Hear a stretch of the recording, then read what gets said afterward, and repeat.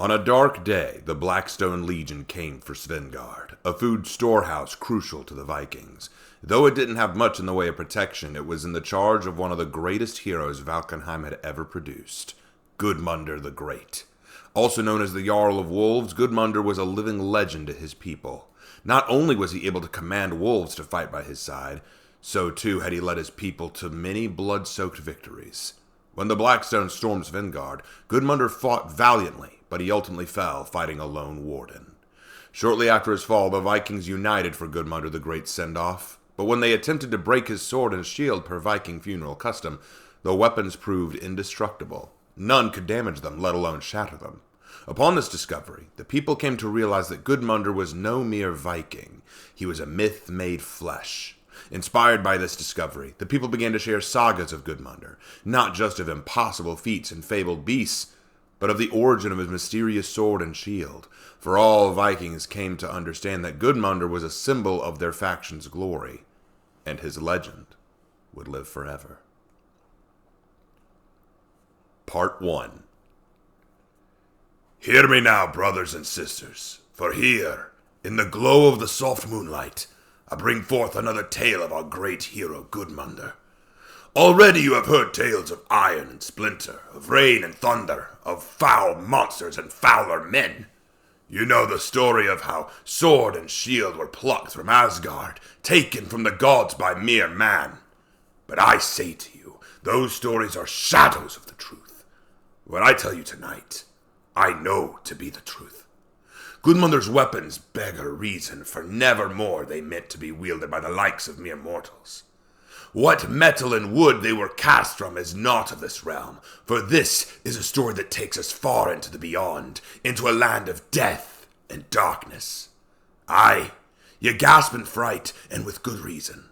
Gather round the fires as tight as can be. For though this story may take place in a landscape of fire and ash, it will leave you cold. Let the warmth of the fire be a comfort to you, for that is not what it did for our brave Gudmundr. Years and years ago, when Gudmundr was but a young pup, the title of warlord not yet bestowed, he was cast far away by means unknown.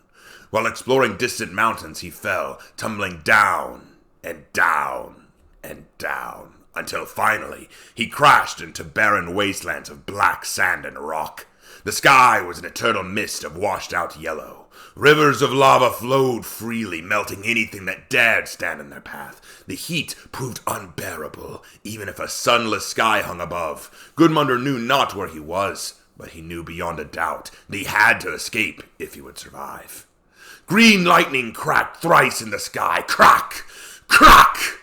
Crack!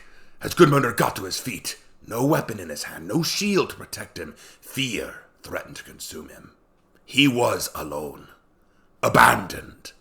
He looked upon the horizons, where sky split earth, and there gathered a great darkness. It swirled and thickened as it rolled towards him. From its shadowy depths screeched a cacophony of laughter. The noise shook Gudmundr to his marrow. Inside the smoke there was a sea of embers growing bigger with every second. Worse still, all was accompanied by the sound of footsteps. Whatever was inside was coming for him.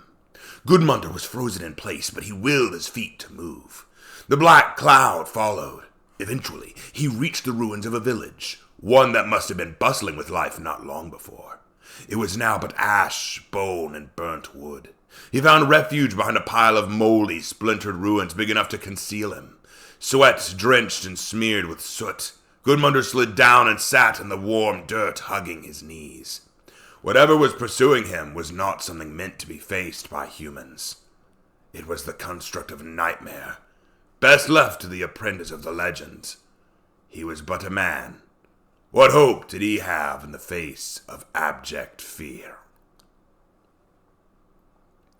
Part 2. But then he heard something else. Not the cackling threat of his fiendish pursuers, but the wails of the frightened. There, at his feet, Gudmundr saw them. 3 wolf pups, no bigger than his own arms. Their beady eyes were large, round, and frightened. They curled up to him, helpless and hapless, squeezing as tight as they could against his legs. They trembled and whimpered, sensing the approaching menace. Gudmundr did not need to speak wolf tongue to know it was the same menace that must have left them without a mother. The little furry wolves were weak and frail, but capable of so much. The living embodiment of potential. All they needed was a chance to survive, to grow strong, to rise and claim what was rightfully theirs. Yes, Gudmundr was frightened, but he was now all that they had. They needed a guardian, and Gudmundr would be hell-bound before he let anything happen to them. There, in flame, ruin, and death, where all that is good withers, a young Gudmundr found bravery. He stood, fists clenched and very defiant of all that surrounded him. He walked towards the ever-approaching cloud of darkness, and the wolves followed, stumbling over one another as they ran behind him. But there was one who remained behind. He yelped softly, as loud as his young, barely developed muzzle allowed him, calling to Gudmundr. He led the Viking further into the heart of the ruins. There, at its center, was a pile of weapons. The remnants of a people long ago annihilated, yet somehow, inside the pile of iron burned a fiery glow. Continuous. Eternal. Gudmundr reached into the rubble and took hold of the prize. He withdrew a sword that shone like fire and a shield that bore the likeness of Odin. Fire and brimstone reflected in the Viking's eyes. His hands should have burned to their touch, but they did not even smoke. It was as though the weapons had waited all this time for Gudmundr the Great to find them.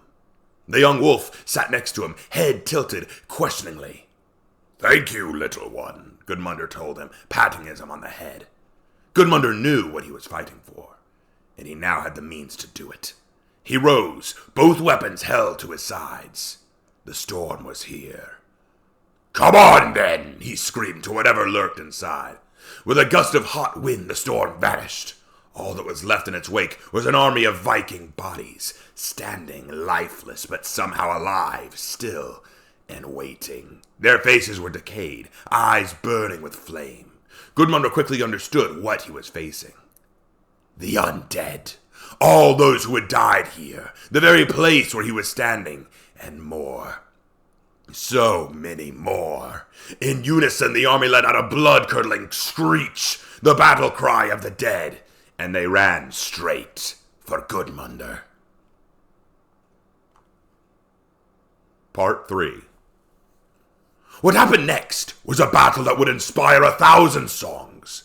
Wielding fire and brimstone, Gudmundr yelled back and charged. He cut and cleaved everything in his path, lopping off arms and heads. With his shield, he plowed through 3 undead raiders at once. Wham! Before turning and smashing a berserker to bits. Slam! He kept on moving, cleaving and slicing. All the while, the wolves stood behind him, barking in defiance of their attackers.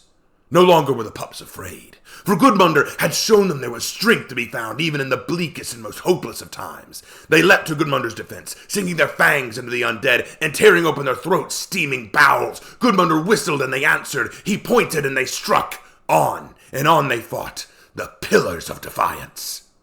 Gudmundr kept on blocking attacks with brimstone, holding his ground and pushing through. With fire, he sliced and sliced. Slash! And the black blood of the undead kept on spilling.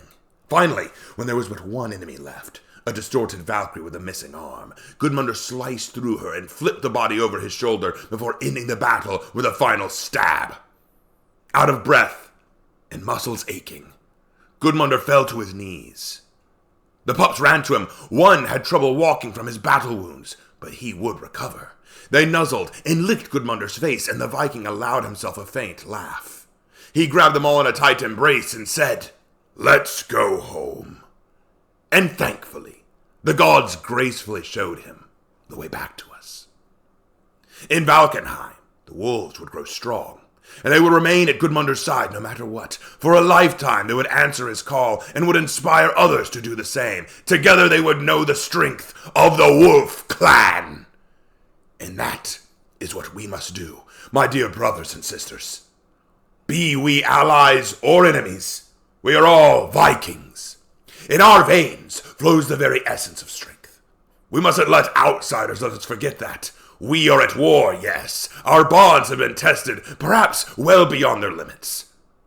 I know not all of you will listen to me, of course. for it is not my place to tell each of you what you should do, how you should fight, or who you should fight for. But I would impress upon you all the lessons of Gudmundr's triumph. Like the wolves he found, the pups he protected, we too have potential. The potential to stand together, to win. Let not Apollyon or her followers dictate what's best for us. We decide. We get to choose. The time of the Vikings will come, if we take it, with sword and shield, with fire and brimstone.